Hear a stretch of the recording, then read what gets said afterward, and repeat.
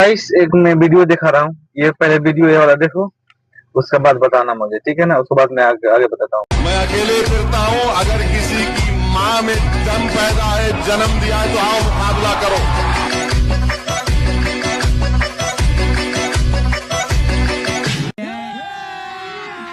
अभी मजा आएगा ना भिड़ो। મારું નામ ગણપતભાઈ સુભાજી ઠાકોર, ગામ ચગવાડા, તાલુકો દિયોદર. મેં મારા ઇન્સ્ટાગ્રામની આઈડીમાં ભયનું વાતાવરણ ઊભું થાય એવો હથિયારવાળો વિડીયો બનાવેલ, જેથી હું માફી માંગુ છું કે આવો વિડીયો ના બનાવાય. ભવિષ્યમાં આવો હું कैसा लगा भाई? और बनाओ वीडियो। कोई वीडियो डालने से पहले 50 बार सोच लो कि और लोग देखता है, ठीक है ना? क्राइम ब्रांच सबको दिखता है भाई, ठीक है ना? तो आइंदा हरकत ऐसा नहीं करो। कोई भी भाई ऐसा नहीं करो, ठीक है ना? पुलिस से बच कर रहो, ये सबसे बड़ा बात होता है, ठीक है ना?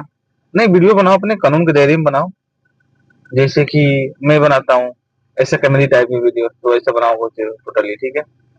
तो ऐसा गलती नहीं